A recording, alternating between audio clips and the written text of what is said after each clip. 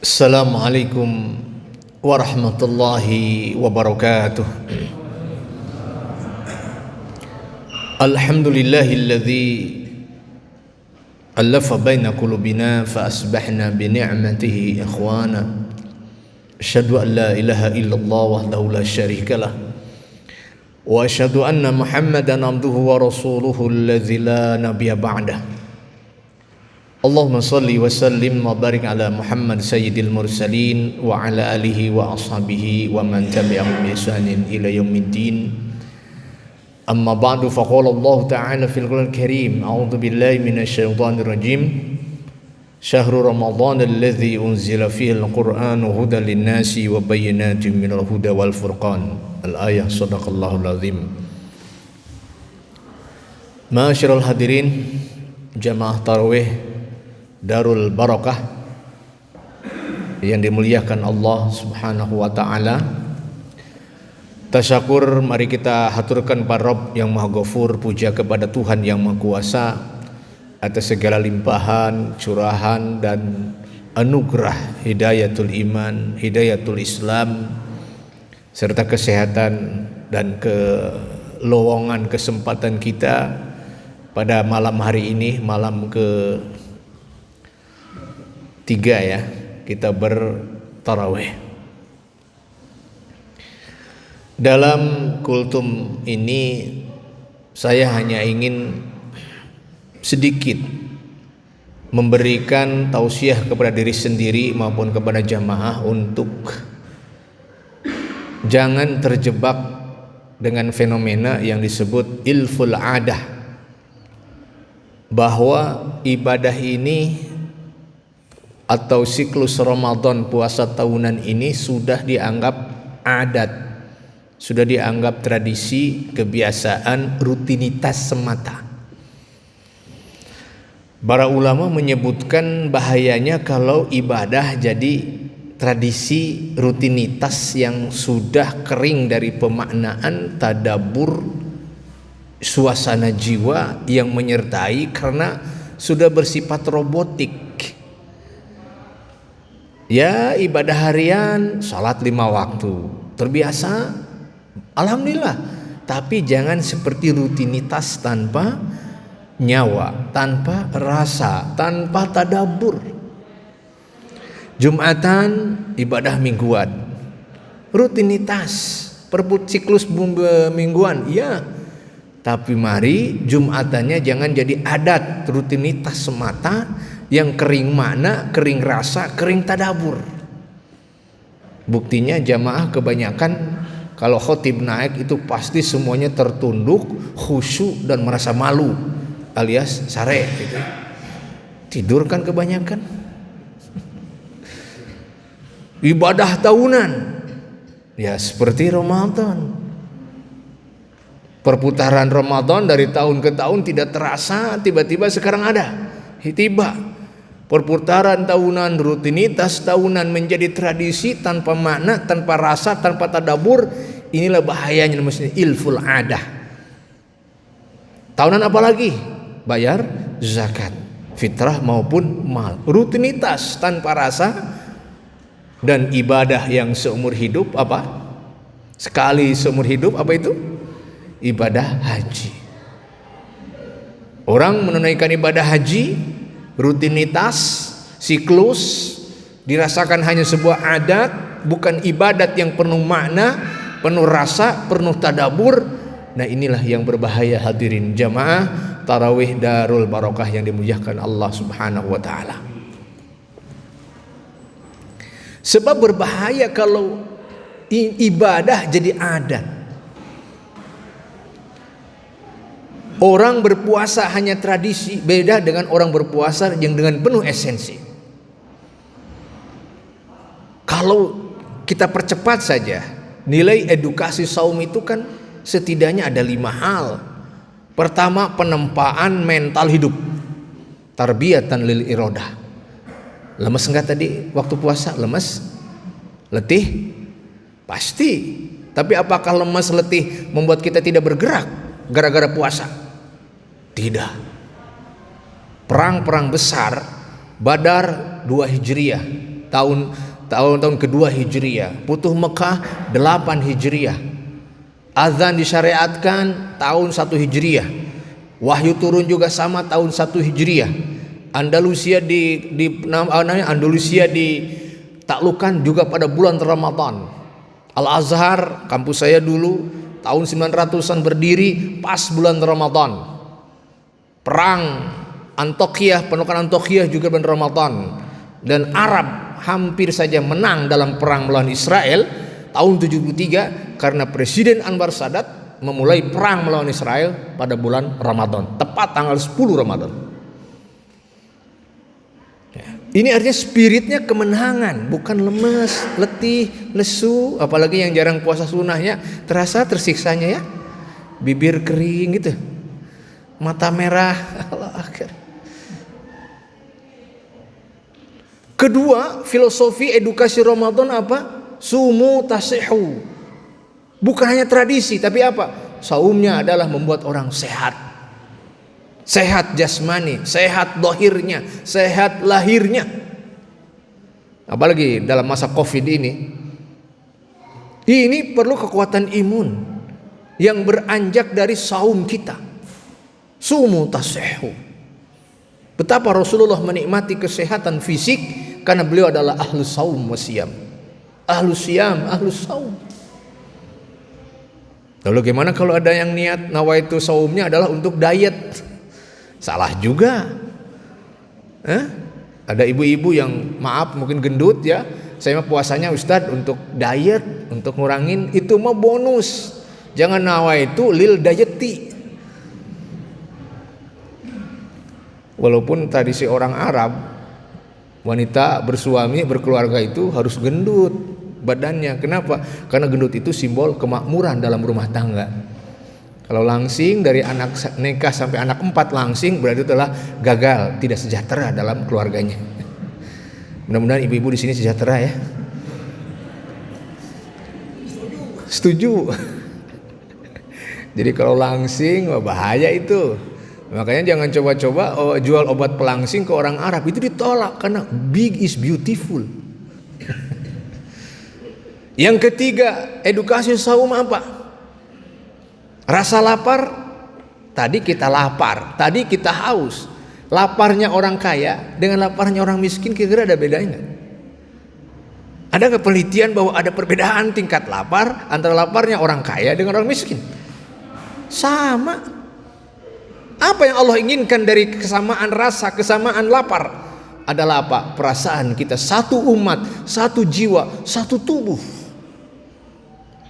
Betapa kita harus bersatu satu sama lainnya, empati kepada sesama. Ini kan output dari Ramadan. Kalau Ramadan tiba masih egois, Ramadan tiba masih individualis, Ramadan tiba masih keserakahan pribadi yang muncul, berarti kita gagal menangkap pesan-pesan Ramadan. Itu hanya perputaran siklus tahunan.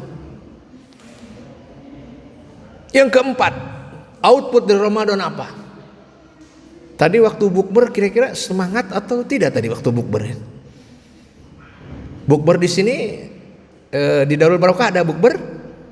Ada takjil? Masya Allah. Saya terlambat datang ke sini ya. Karena saya waktu di Mesir, subhanallah, bukber bagi kami masih Mesir adalah hard target, Pak. Maaf, bukbernya bukan kayak di kita yang hanya standar takjil. Ya sama juga, sama takjil aja biasa ya. Tapi ba'da maghribnya itu diberi makanan lengkap, Pak. Lauk pauk, sayur mayur, lauk pauk, pokoknya lengkap sekali. 4 sehat kalimat terab. Karena ada program di Mesir itu namanya Ma'idatur Rahman, buka puasa gratis di masjid dengan kualitas sodako hebat. Perputaran sodako di bulan Ramadan tinggi sekali, itu bisa miliaran. Karena masjid itu di pusat buka bersama Ma'idatur Rahman. Makanya kami kalau datang Ramadan gembira sekali, ya Allah. Kenapa gembira? Selamat datang segala yang gratis.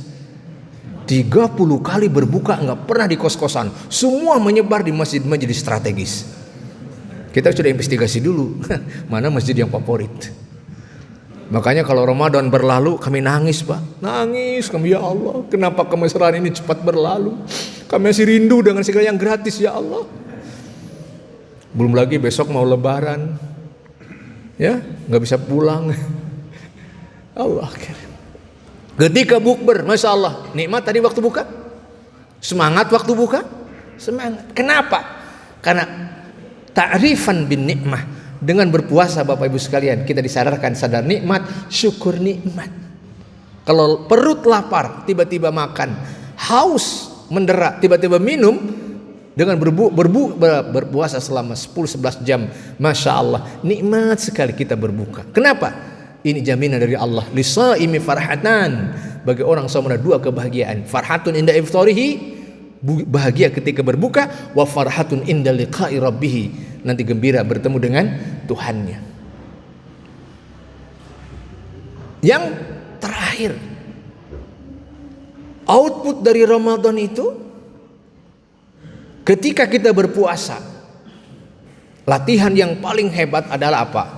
Jangankan dari yang haram, jangankan dari yang dilarang, yang halal pun gara-gara puasa, makan, minum, pasangan kita halal semuanya, gara-gara puasa jadi haram.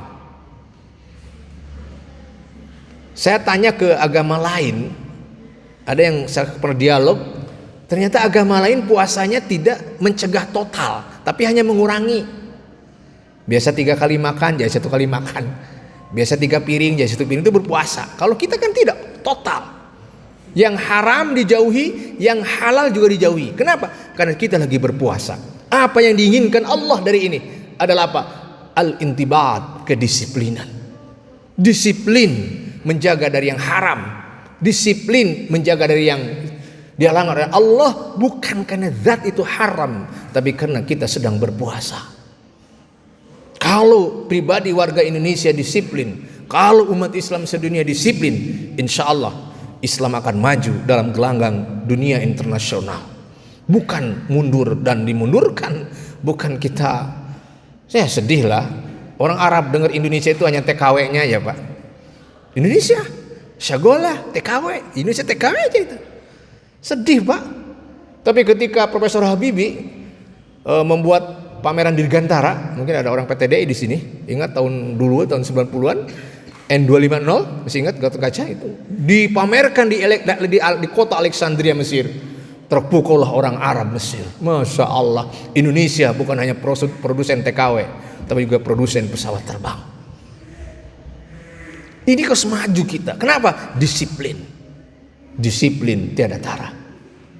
Termasuk Bapak Ibu sekalian, disiplin kita membaca Al-Quran dengan benar, disiplin tadabur Quran juga harus indah.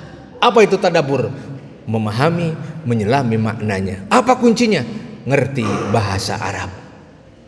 Apakah ada peningkatan dari Ramadan ke Ramadan mengenai bahasa Arab? Kita harus malu dengan Abu Jahal, bapak-bapak. Betul kan?